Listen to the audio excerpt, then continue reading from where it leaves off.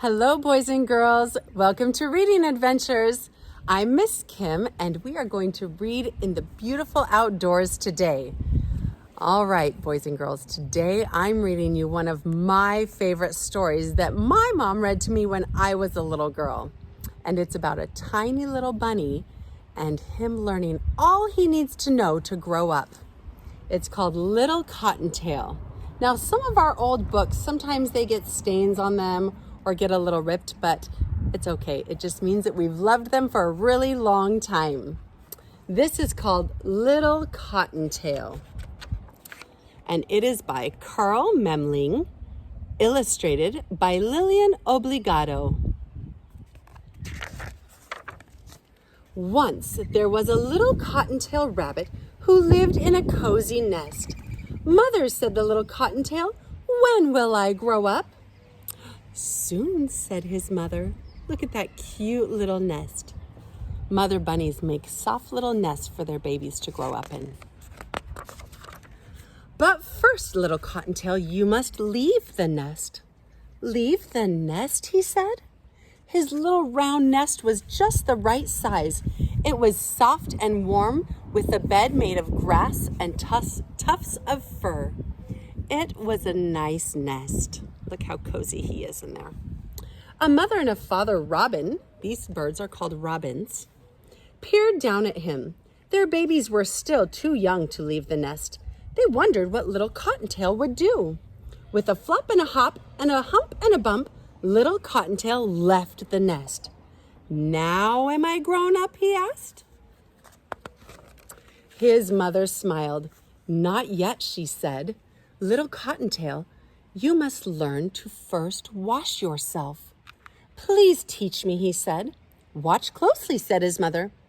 A porcupine sitting on a hollow log watched closely too. "This is the way you wash yourself early in the morning. Shake your feet one at a time, then lick them clean one at a time. Scrub your face with your little front paws. Scratch your ears with your big hind paws."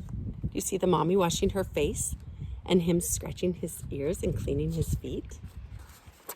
"Then you'll fluff all your fur up and lick it clean, and you'll be bright and shining early in the morning." "I can do all that," said little Cottontail, and he did. Look at him. He's fluffing his fur up, washing his face. He's doing such a great job.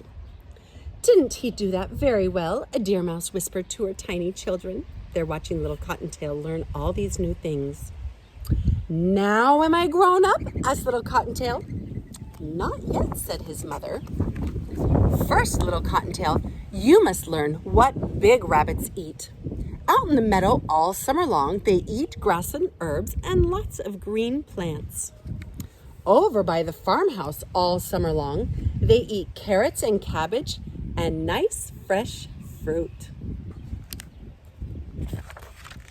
All through the winter, white with snow, they eat buds and twigs and bark of trees.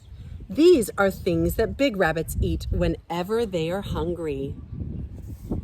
Little Cottontail said, "I listened closely, and I think I know them." And he did. "Now am I grown up?" asked little Cottontail. "Not yet," hissed a woodchuck, popping up from his burrow. "First, you must learn about foxes." "What about foxes?" said little Cottontail. "Foxes like to chase rabbits," said his mother. "They like to catch them for dinner. You must learn how to tell that a fox is coming. Please, little Cottontail, watch very closely. This is the way you twitch your nose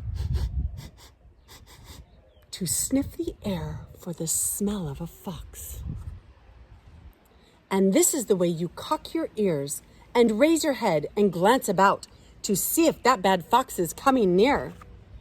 When you cock your ears, that means she raises her ears up so they can listen really good and see if they hear a fox. "And if the fox comes, this is the way you lay back your ears and bound away. This is the way you hop, hop, hop as fast as you can. Before the fox can catch you, you dodge and you twist and you take shortcuts. You zigzag and circle and double back on your tracks. You lead the fox to the briar patch. You do a quick stop there and hop to the side. You freeze like a statue. And the fox runs by. And all that the fox ever does catch is a pawful of thorns in the briar patch. Do you think little Cottontail can remember all of that? That's a lot to remember. That's so much, said little Cottontail, though I did listen closely. Now let me see. What came first? First, I must twitch my nose. So little Cottontail twitched his nose to sniff the air for the smell of a fox. Then he cocked his ears and glanced about. What do you see? Do you see anything in the bushes, boys and girls? I see a big bushy red tail. Uh-oh.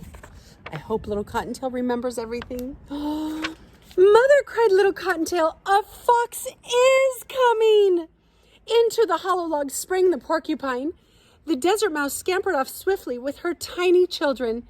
Down popped the woodchuck into his burrow, and chee-chee, cried the robin as he flew away. Little Cottontail and his mother laid back their ears and bounded away, and the fox chased after them. Oh dear, thought the mother, what if little Cottontail doesn't remember all that I told him? But little Cottontail zigzagged and circled and doubled back on his tracks. And then he came to a quick stop and hopped to the side. He froze like a statue. And the fox ran by straight into the thorns of a briar patch.